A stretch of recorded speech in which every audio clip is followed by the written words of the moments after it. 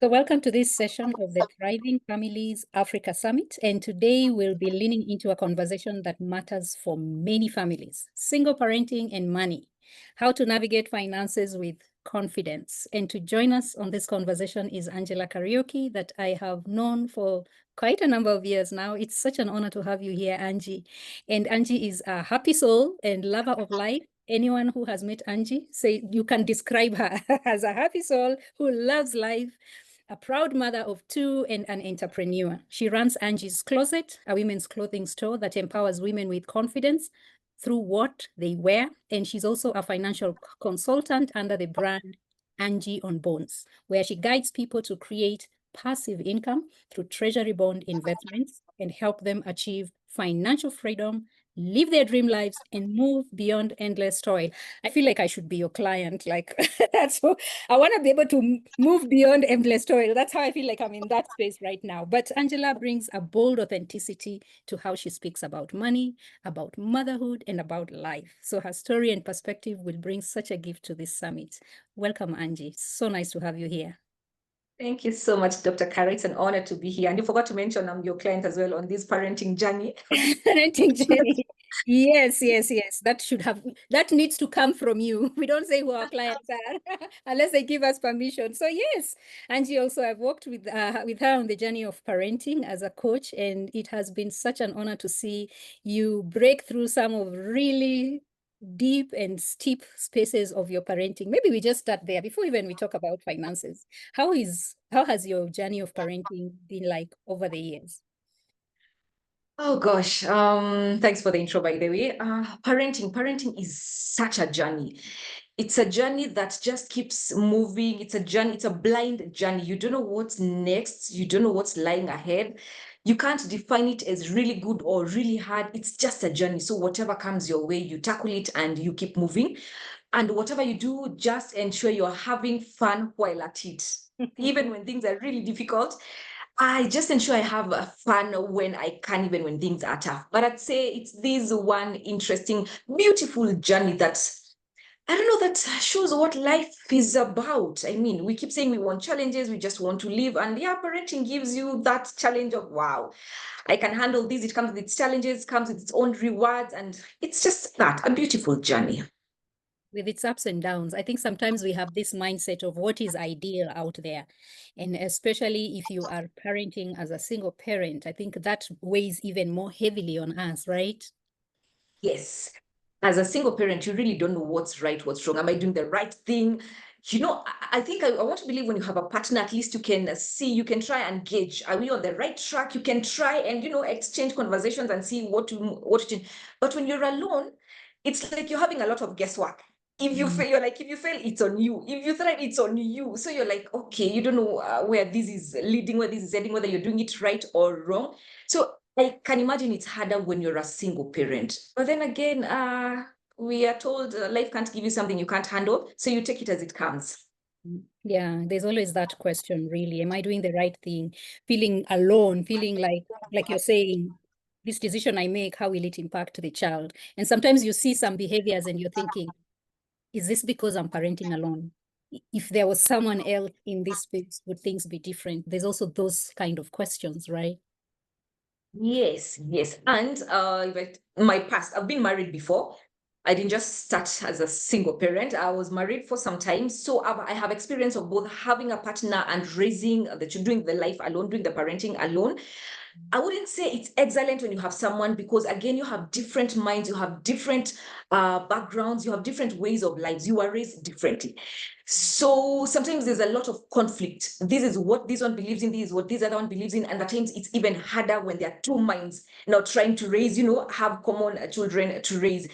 So sometimes I feel like I'm happy I'm actually alone, because I can make decisions faster. So if I decide it's this route, I just say, you know what, if it's wrong, it's on me, but let me just move on with it.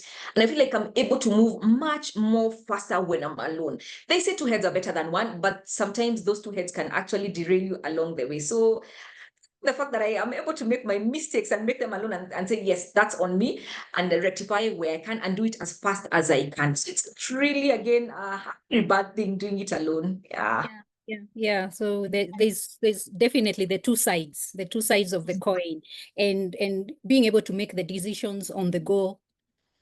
If a mistake is made, well, tukutane huko mbele, we'll meet it out there. We'll figure it out as we go. I think is also one of the things you bring into this space is your authenticity and just the freedom to be, the freedom to make the decisions that you make, the spontaneity with which you do it.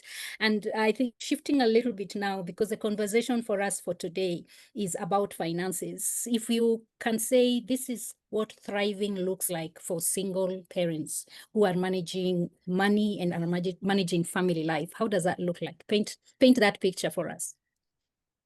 Thriving single parenting, both in all aspects, including financial. Let me tell you, Dr. Carol, there's no really yardstick to measure what thriving looks like. You know my definition of thriving?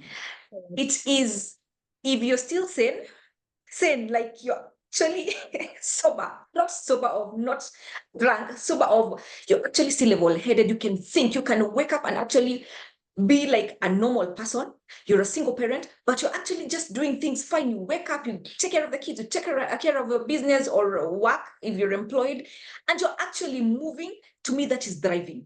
That is thriving, because it gets chaotic when you're alone and you have to balance parenting and business and investing and families and life and that and so many other things.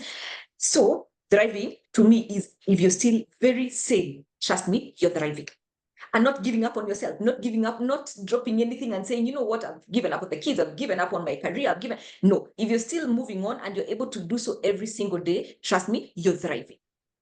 I love the simplicity of that, because sometimes we have the ideal and sometimes Angie's look ideal. So you're saying you are able to wake up in the morning and keep going. You're not giving up. That is thriving as well. Yeah. Yeah. And I think, there's all around, there are many myths around single parenting, managing finances as a single parent. Just tell us, what are some of these myths and misconceptions? In Swahili, we say, hey, single parents tunakipatanga. We're on the receiving end. Yeah. So there are all these myths, is what people think of us, single parents. And I think one of the most common one is that for you to thrive, for you to do well, and especially financially, there has to be what you call mbaba. There has to be a sponsor. There has to be a man who's keeping you, because there's no way you're able to take care of your children, take care of yourself, of your household. There's no way. There has to be a man behind. And you're like, come on. I went to school just like those men. You're telling me they have to keep me. I am learned. I have a business that is driving. I have, I have a home. So what makes you think I cannot manage without a sponsor? So that's one of the biggest myths that people really society really hit us with, that there has to be a man, there has to be a man behind you. But no, there doesn't have to be a man. Even you, I mean, you're a human. There's no we are lesser beings just because of we are single parents. No, we are humans who are doing very well in life, and very successful while at it. So it doesn't have to be someone behind it. The other thing is that you have to be struggling financially, because everything is on you from, for some of those who don't manage to get support from their partners. Some are lucky enough, some single parents are lucky enough to be doing the whole co-parenting and helping each other. But for some of us who are not privileged to do that, you keep assuming we are struggling, we are ever struggling. No, we are not always struggling. Sometimes, most of the times, you're doing very well. We are not just struggling. It may be hard. Yes, it's hard, because you're thinking the fees is on you, the food is on you, the rent is on you, the medical is on you, the emergencies are on you. Then there's a business, which is a whole, like a whole child altogether. It's on you. Everything is on you. But that doesn't mean we are struggling financially. No, we can do very well when it comes to finances. The other thing is that you need, they say we need like 1,001 side hustles. I've seen that with many, especially many women, and we keep thinking we need to operate 100 biasharas, side hustles. So you have your main job, then you need to establish this. Then you see a woman who has a kibanda here, who has a business here, tattoo business here, and construction here, and they're all over the places. And you're thinking now thriving, especially financially, means you have to have all those things running. They'll run you mad. You don't have to have all of them running. You can just focus on 1, 2, or 3 that you're really good at, in a way that you also get time for yourself. So you don't have to run so many side hustles just because that is what is expected of you. I mean, it's just a myth. You can just do fine even with one job and do very, very well, even financially. The other thing is that you can't spend on yourself because now you have kids and they come fast. No, and I keep saying this thing. My children don't come fast. No, I come fast. It's me who comes fast. They come after me. So So there's repeat that very slowly. children for me, my own children do not come fast. I myself come fast because they won't have, let me use the thriving, they won't thrive if I'm not thriving. They'll be miserable if I'm miserable. So I have to come fast and take care of myself. So if you keep saying, no, I can't spend on myself, no, I have to spend on myself before I can spend on my children. So this whole thing of, oh, every time you see something nice, my children fast, shoes, clothes, everything, it's your children. Holiday, you can't even go for a holiday without your children. Hey, I tell mine, hey, it's time for mommy to go for holiday. Then they're like, how about us? We are your children. You're like, yes, there's you and there's me. It's time for me. And yes, I will leave them at home and go for my own holiday and buy my own clothes without buying them. They don't come fast, I come fast. So let's not have this myth of, no, we can't spend on ourselves because you have children. Hey, there's us before them. The other thing is that people assume you're always in debt. So when there's like a story of someone struggling, someone caught up in debt, and you're like, yeah, you see, she's single. I don't know why she got out of the marriage. Look now, the debts. And I'm like, debts are for everyone. In fact, I think that people in marriages have more debts because those are double debts. Those are two people. So if one takes a debt and then that one has a loan, that's a double what? That's a very huge debt. So no, it's not true that our single people are always in debt. And if you are, it's just like anyone else. Debt is not a bad thing. So single people should not be labeled with the debts thing. Then you're saying you can't take up some jobs because you're now a single parent. You can't, some jobs require traveling. I'm in business, in clothing business, and I travel a lot. And when my kids were younger, it was a bit hard for me because I had that in me that you can't leave your children and go for a week. Then I was like, hold up, they need this traveling to thrive. They need this for them to do whatever, everything else they need to do. So I don't feel guilty now when I travel a week too, as long as I have the systems in place. So yes, you can take up whatever job it is, as long as you're able to and you're comfortable with it, because you also don't want to do something that you're not comfortable with. And whenever you're out there, you're feeling guilty all the time. So once you're okay with that, then take whatever job it is. It's not limiting just because we're just single parents. It's not like we are incapable of doing things. Then all investments you do are for kids. Dr. Carol, I love that this has come up. Because when I talk about finances, I see almost all of us saying how we are investing for our children. And it's not a bad thing. And I say the main investment I do for my children is the investment I'm doing now.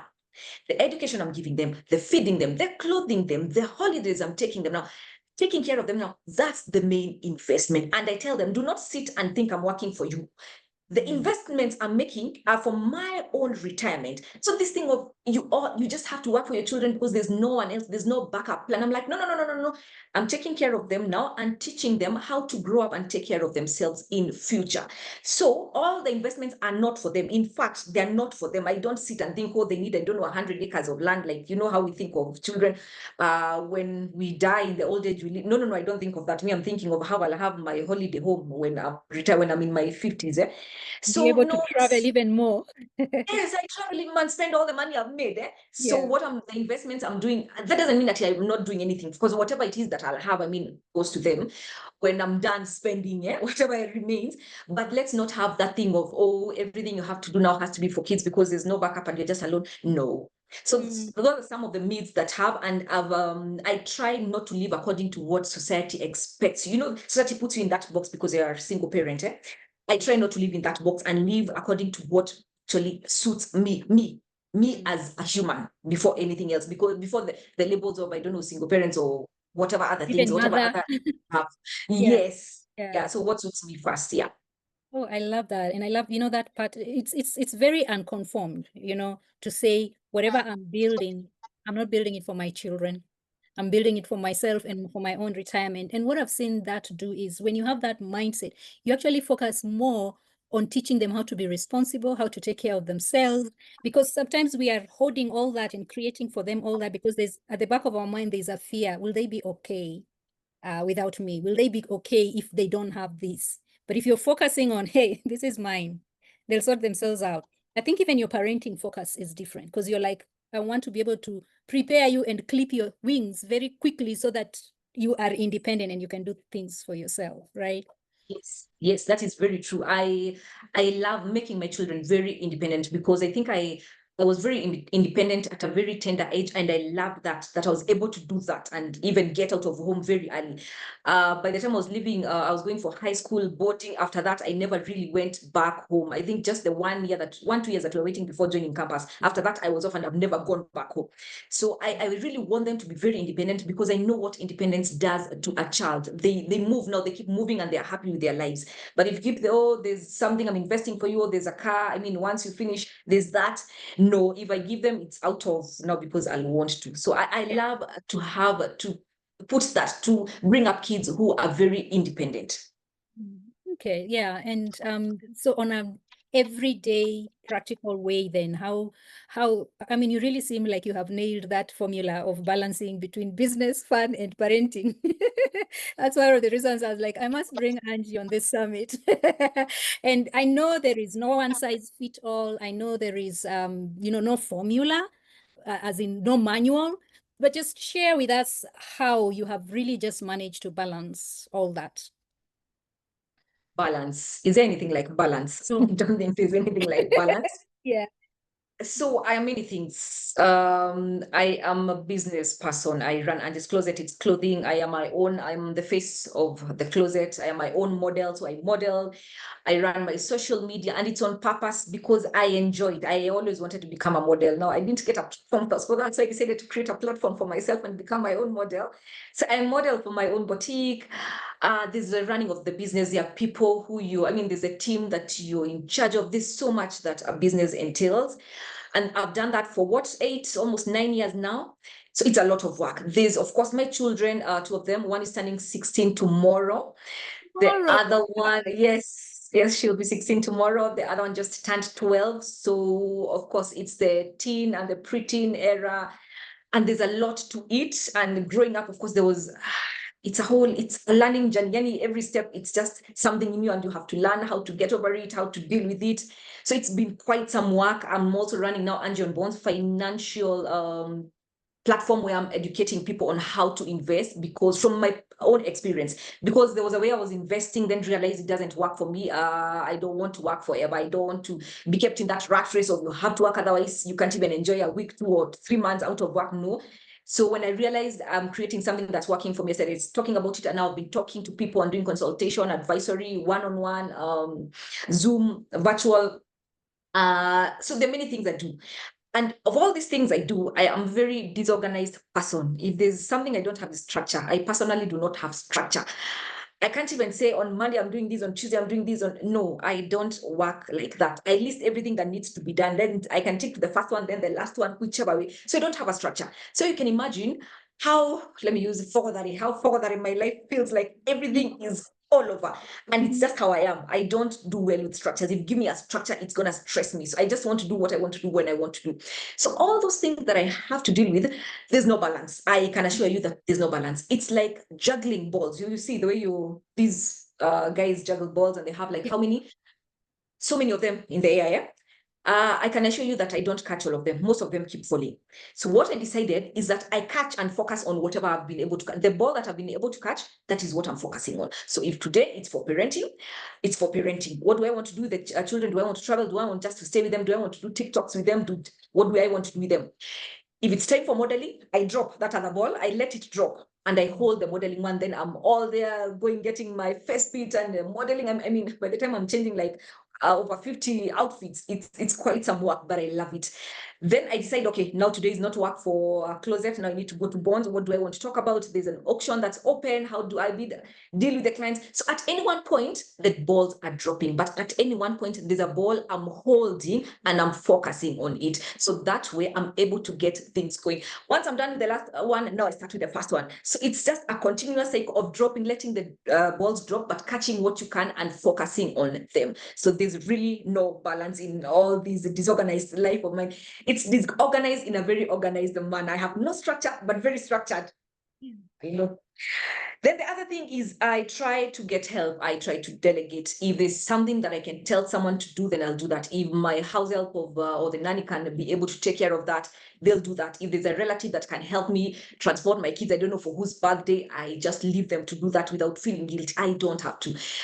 Recently, my child, I discovered she told me she can actually use Uber. And as much as I was scared, I was like, you know what? The independence I'm teaching them, let me see. And she did it very well done. I was like, there's something to be done. Even go pick your sister, So I try to delegate so that I don't have to do everything because I'll go crazy. Then I'll end up with very many half-baked things or projects. So I'd rather deal with what I can and delegate whatever I can't. If it's my team at Angie's Closet, they handle the clients. I don't have to be there to meet the clients. In fact, most of the clients know my team more than they know me. And I'm like, you know what, it's okay because I can't be there the whole time. So as long as they're able to pass on the service that I want them to pass on, then I'm fine. So delegation has really helped. And if everything else fails, I drop everything and just, reset. Like I can take a week off and go wherever and just reset. So the other thing is teaching my children independence so that they don't have to be dependent on me on every little thing. If a child asks me something which I know they can handle, I bounce it back to them. I'm like, okay, so what do you want to do? What can I do? What do you want to do? What do you think you should do? I mean, that's not something you should be asking me. Then I'll observe how they're able to handle that. So that way they know by the time they're coming to me, they even have the answers of what will my mom say. So they're able to. So I'm trying to really get that independence into them so that I can also survive and be strong for them. So that way I'm able to manage many things. So there's no balancing. It's just dropping some balls and having some. Yeah. Yeah, and I think we have just been socialized to think there is such thing as balance. Because even me, I get asked that. How do you balance between discipline and love? How do you balance between being your child's friend and a parent? I'm like, why do we have to choose? Okay, why do we have to choose one over another? In this season, friendship is what is working. So we go fully, into it. But that doesn't mean you stop being a parent. That doesn't mean you let things, slide. So I really like that analogy you've given of there are many balls up in the air, but I'm taking one and I'm focusing on it fully. And when things drop, it's not the end of the world, is it? You can always pick them again and Right. keep moving. Yeah, as Yeah. long as nobody's dying. Right.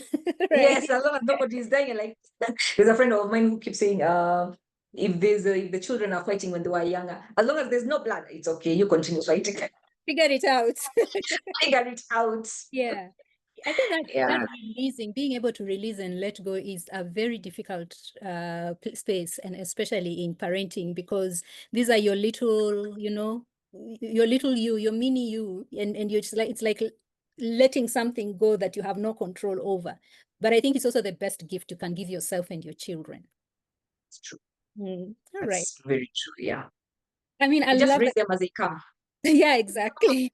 I mean, I love that you're sharing personally of how you are doing it. And so even as we begin to think about getting to the end of this session, my question then is now really speaking financially or the space of finances, because it's a big thorn in everybody's flesh, but even more so for single moms who are trying to handle everything on their own. And you have said you don't have to hustle like to have 10 jobs. So what do we do? What financial tips can help in this space of single parenting and building stability? And I'm sure even not just single parenting, beyond that, because you don't work only with single parents, but just give us some financial tips.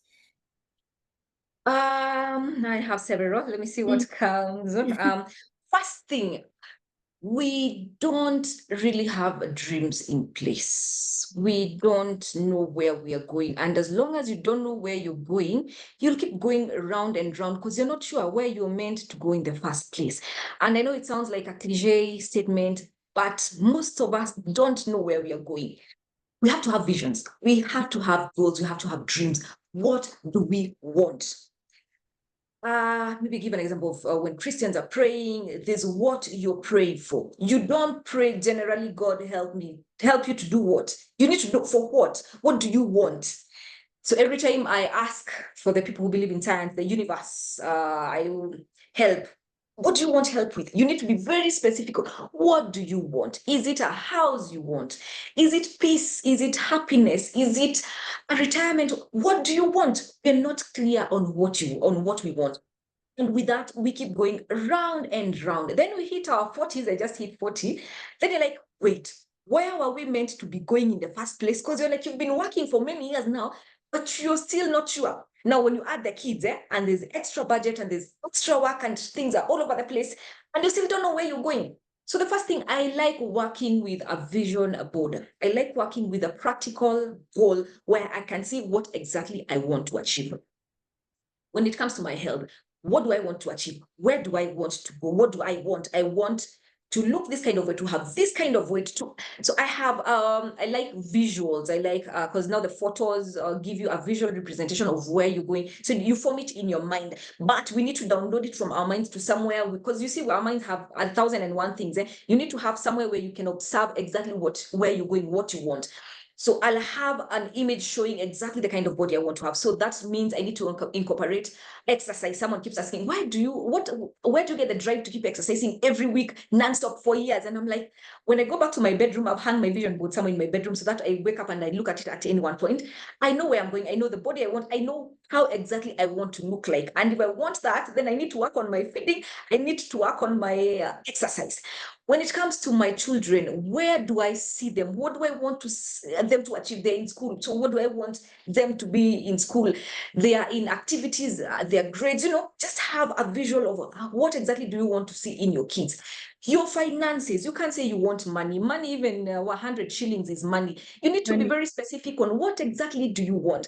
So I have a goal when it comes to my investment, passive investment. This is what I want to achieve every single month without working for it. There's active investment, there's passive investment. Passive is the one you don't work, money works for you. Active is where now we are working, we are hustling, we are doing biasharas, we are employed, and we have to work for the money. So I know the figure that I want to achieve as passive income every month, and I know what I want to do with that figure.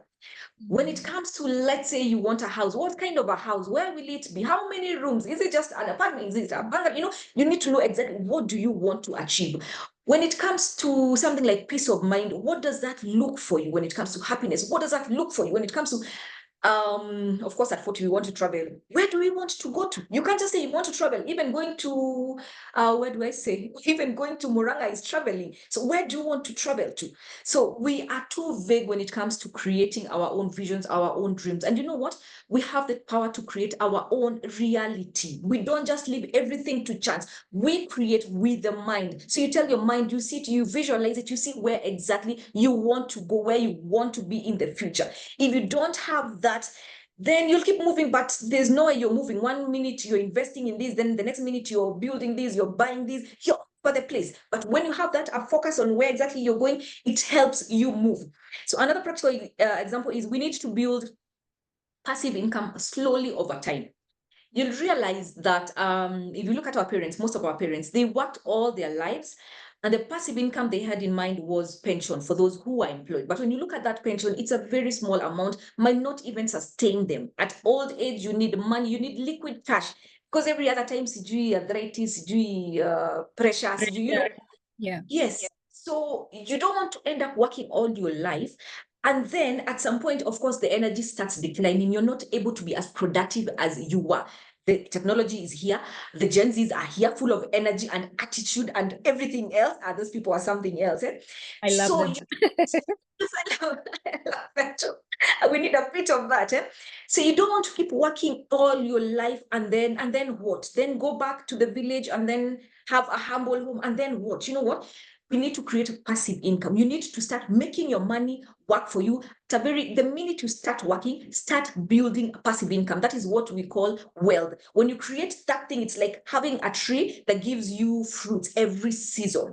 So you build on this tree, you build on it over time. You have a big mogumo tree and it's producing whatever it's giving you every season. You have things flowing, you have fruits flowing. So even in your old age, or when the energy, especially for us women, when we start hitting perimenopause and menopause, and energy dips and mood swings are all over the place, and sometimes you don't want to go to work or to even talk to anyone, then you are able to rest knowing that this passive income, this money flowing in, even when you're sleeping, it plays a major role. And we need to start early. And if you haven't started, we need to start now. What are some of the passive ways of earning? Bonds is what I talk about. Treasury bonds, just lending to the government to make coupons every 6 months. Then you ladder the coupons such that you're able to make an income every month. Money market funds, normal funds, special funds. We have many ways of making that passive income. Now, you just need to align with your goals, with how your active income is flowing in. So it's very crucial for everyone to be building that passive income stream. Otherwise, ukombele, you might just get stuck. You don't want that.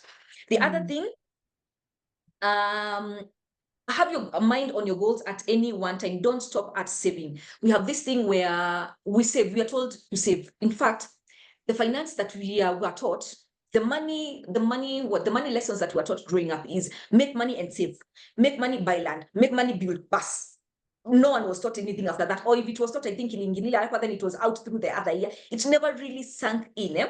We need to stopping at saving, because we make money, then use, then save, then make money, then use the money through bills and all that, then save. Then what happens?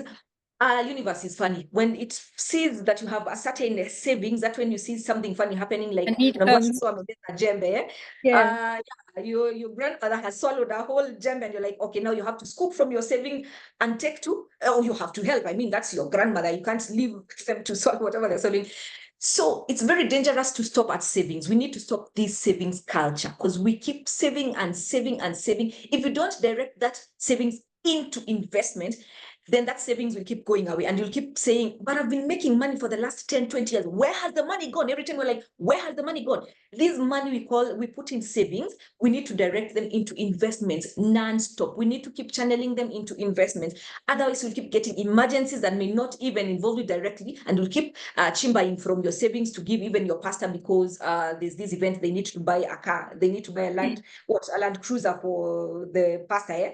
So channel the savings out into investments, and this needs to be done non-stop. So this whole thing, even of especially women doing chamas and money is just going round and round, it's losing value again because of something we call inflation. Channel the money out into an investment that is bringing money again, not just dead assets.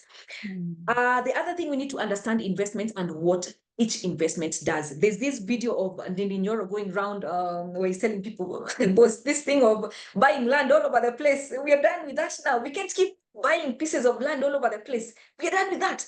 Our parents and other parents, now we need to stop that. We don't need to pass that to our children. It's not like land is a bad investment. It's a good investment, but it is what our parents and our grandparents believed to be the ideal investment. Nowadays, we have so many investments. We've had them for years, and we need to see where else can we invest and make a return, so that we don't keep just doing land and land. And then when you need money, when you need to go to Mombasa, you can't go because you don't have money. You don't have money, and you have to pay school fees for us single parents. You have school fees every now and then. We feel like you're paying school fees every week. And then you want to go to Mombasa, you can't go but you have 1,001 pieces of land. Uko na Kamulu, uko na shamba, Juja uko na shamba ingine, sijui wapi. We have pieces of land all over. We need to stop that and invest in things that bring us money. So we need to understand the different investments and what they do for us. So let's not be lazy. There's so much information out there. If it's shares, understand shares, learn about them. If it's bonds, I have a whole YouTube, Angie on bonds, where I'm teaching about bonds. Go and learn what these bonds are. We are lending to the government. Someone will be like, this is the one you want to lend us? Yes, understand exactly what happens in these government bonds. And you need to know that if you have your money in the bank, your money is probably with the government through bonds. If you have money in the circle, most of it is with the government through bonds. If you have money through money market funds, most of it is with the government. So that is the ultimate place where every institution does what? Invest. So you can't say, no, I can't invest because the government of the day, then you decide, let me just put my money in, let's say, MMF, and they channel it here, and they make a return and give it to you. I mean, let's try and learn about the investments that we have. There are many. And now we have social media platforms, and we have people, I'm on TikTok, I'm on Instagram, I'm on Facebook, just teaching about treasury bonds, how they work. So let's try and learn about investments, because if we don't take time to learn where to put our money, then why are we making the money in the first place? To pay bills, and then you remain poor. Hey, I love a good life. I don't want to stop at paying bills. So and you're not only planning it for the future, you're living it now as well. Now, I believe in power of now. I'm those people who believe, hey, I think the reason I'm still here and not having this forum with you somewhere in my beach house, I don't have enough as yet, but if I had, I'd be there at the balcony just watching with the breeze and be having an ocean view in the background. So let's also not live for tomorrow. You don't know about tomorrow. Again, not a cliche statement. Let's not live for tomorrow. We don't know about tomorrow. We live for now. there's something I like, money mindset. Money is funny. Money is energy. Money is just, it's not the way we think of it. There's a whole psychology around money. If we keep on holding on to money, there's a way it stops coming in. If we open and keep spending, you've opened it, it's like you've opened the mitaros for money, and the money will keep coming back. It will flow. But if you hold it like you don't want to spend now, you'll spend tomorrow, even the money will say, let me go to this other one who has their hands open. At least I can flow through them. The hands are like this. Will come later. So let's learn to live for today, and whatever we have, just use it. As long as you're paying what you're supposed to be paying, channeling to the savings, but channeling the savings into investments, and also using the money on ourselves and on our children now. Let's not keep waiting for I don't know when. So the other thing is in terms of investments as well, finding us over diversifying in the name of proper investment. So we are all over the place. We have shambas, we have rentals, we have a bit of bills, we have bonds, we have MMF, we have SACCO, we have shares, and you're like, yes, we know what you're doing. No, that is over diversification. It's not good. You're probably wasting a lot of money and time over diversifying. You just need to get the proper investments that go with your vision, with your goals. Remember, you've already set the goals on the vision board. Then identify the investment, one or two that go hand in hand with that, and focus on that. If it's bond investment, what do you want the passive income to look like? So how is your bond portfolio supposed to look like? Then go with it until you hit the target. You can't start and then 2-3 months down the line, you're like, hey, I've had this special fund, a month X and oak fund. Hey, let me go there. So you abandon these, then you're there because there's high return. Then kidogo, there's MMF, there's a kashamba, of course. We are still in that kashamba. Yeah, even abroad, I think we're buying shambas. And there's nothing wrong with We call it kabroti. Oh, kaburoti, yes, kaburoti, maguta. Yeah. We are really over diversifying, and it's not helpful. You can achieve your goals by just understanding a certain investment and moving with it. As long as if it's passive investment, the risk needs to be low. So understanding investment and knowing where to put your money. So don't be all over the place and think now you have 10 investments, you've done well. Not necessarily. Find what works for you and stick to it. The other thing is we need also to explain how money works to our children so that they stop assuming we wake up and go pluck money from God knows where and then come bring them. They need to understand that this is how I work, this is how I make the money, this is how I save, this is where I make the investments. They need to understand the flow of money. If I give you that 1,000, don't think you go and shop the whole mall. 1,000, you probably end up with 1 or 2 items. We need to teach them what money is, and that money is not a bad thing. We don't want to teach them about that money is the root of all evil. We need to stop that. Money, we need money to survive. We need money.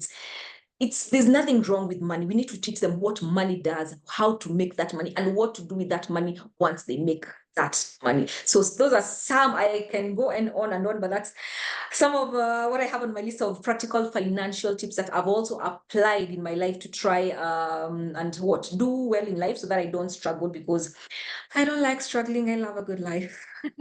And I mean, there is so much ease. I think that whole money mindset is very important for us to go back and just check, what do I believe about money? What kind of relationship do I have with money? Because there is such a free, liberated relationship you seem to have with money that is working for you. That is, like you're saying, money looks for someone who will allow it to pass through, not someone who will hold it. I love that. It's a big practical lesson even for me, and those are such practical, wise nuggets. I just want, as we touch down now, to just as a single parent somewhere feeling overwhelmed financially, what message would you give them? Where do they start?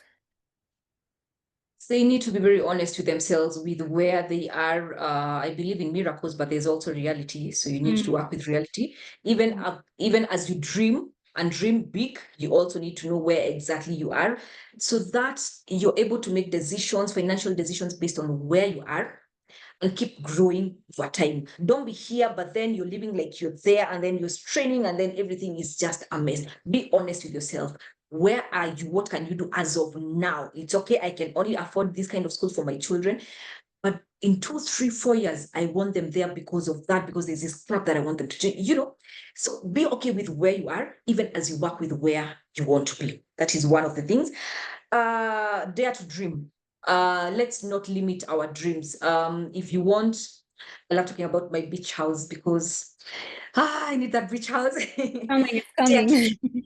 Yeah. dare to dream, because I dream of having a home by the beach where I just have, you wake up and do the curtains and you can see the waves, or sometimes you just sleep with the curtains open and you can hear the waves, you can see dare to dream, and don't limit yourself just because you have this kind of background, just because you're a single parent, just because you lost that job, just because your business is struggling, whatever it is, wherever you are at whatever level, still dare to dream. Don't kill your dreams based on where you are in life. I mean, there's a lot to life. There's more to life. Just imagine the universe as this candy shop where you can pick anything you want. Anything you want. Okay, for me, it's not candy, it's a clothes shop, because, you know, let me tell you something. Before I started traveling to shop for my shop, I used to dream of visiting huge malls where I can shop, just go in any shop and pick clothes and try them on. And I kept thinking of Dubai, how Dubai has these very massive malls. And I was like, God, one day I'd love to just go and shop.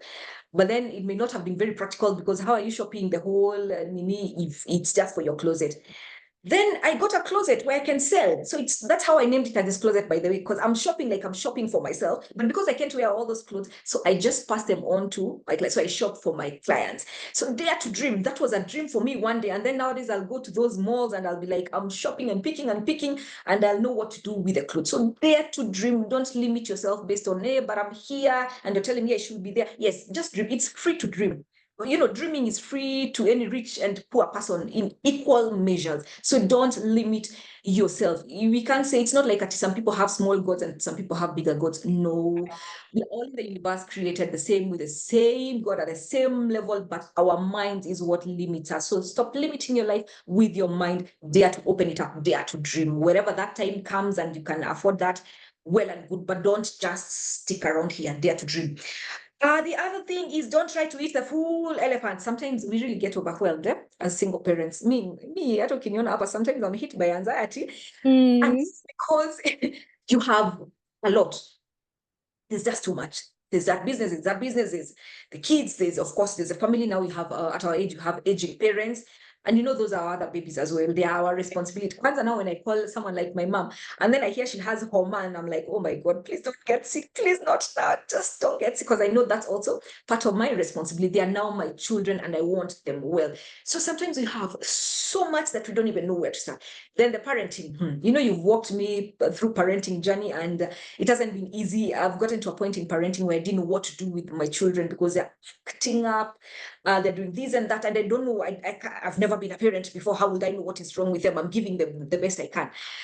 And they're just being naughty and fighting back, and I'm fighting them, and it's just chaos. And you're like, what is this? I don't want this life anymore. Sometimes you're overwhelmed by a lot. Thing is, don't try to eat the whole elephant. Take it in bites, small bites, small bites. Deal with what you can now. There's a child, anakusumbua. You don't have a solution. And I let them do whatever. You'll deal with that tomorrow or the day after. For now, let me deal with this. An order I need to take. Let me deal with that. So I'll deal with small things. Deal with that. Take a rest. Deal with that. Before I know it, I've managed the whole elephant. So anyone feeling overwhelmed, that has been a big lesson to me. Just try to do small things at a time. Before you know it, everything will just fall into place. And if it doesn't, it's okay. So to do, what will you do? Just do what you can. The other thing, eyes on the goal financially and in all other senses, eyes on the goal every other time. That's why I insist on having a vision board where I wake up and I can see, where am I going? What do I want? In these aspects, in all the aspects of my life, not just financially, even peace. I can just focus on peace. I want peace of mind because I love peace of mind and I love happiness. By the way, Dr. Kara, I love being happy. Jenny, it's one of my goals to be happy. If you find at a time when I'm not, I just know there's something totally off. I just want to be happy, and it's my goal to be happy. So I focus. So eyes on the goals, whatever the goals you set, eyes on that. No matter whatever is happening, just keep your eyes on the goal. Then keep taking breaks to reevaluate. To breathe and reevaluate. If this didn't work, it's okay. What else can we work? Because I remember in my journey of investment, I also had those stop noting all over. which was okay, but it wasn't my thing. Again, this whole partnership, and my partner was into them and he was doing well with them, but it wasn't my thing. So by the time we parted, I was like, what am I doing with this? So I had a lot of to reevaluate, like sit back and realize I'm still working too hard. I have money held in this land. I can't even go for a holiday. What is this that I'm doing? I started selling them one by one. I was like, it's okay. Me, don't tell me my kids that you will end up with no land. No, I need to sell them, invest in bonds, invest in bonds. And now I can do my holiday every other time, either I'm alone or with my children.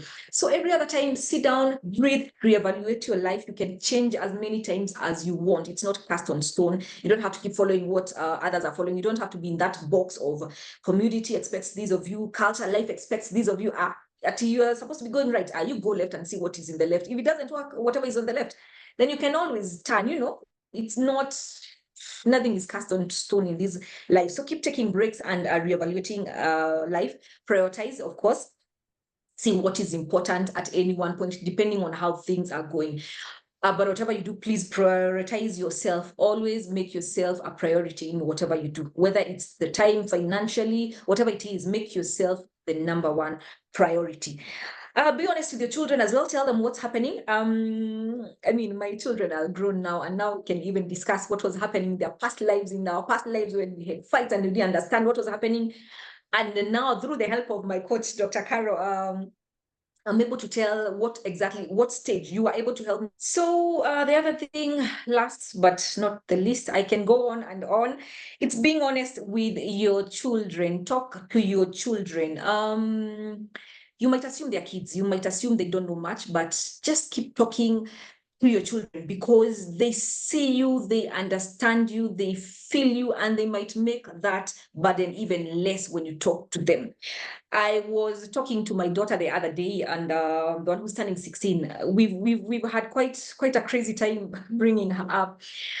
And we were looking back in the days when we could fight, and she could really fight me, and I could hit her back, and it was chaotic, and it wasn't an easy time. But thanks to some coaches like Dr. Caro, you helped me go through that phase and understand what exactly was happening in her life. And it was just a small thing I needed to change. Well, not small, because it needed to be kept consistent over time. Anyway, we passed that stage. And the other day we were talking about it, and she mentioned, "Oh yeah, Aki, mom, I gave you a hard time. I remember that time." And I was like, "Oh, she actually knows it. She actually remembers how hard it was." And I was like, "It's okay. You also didn't know. You're going through stuff and you didn't know. So the only thing was giving me a hard time, and I was also giving you a hard time because I also didn't know how to parent. I'm a first-time parent. I didn't know what to do."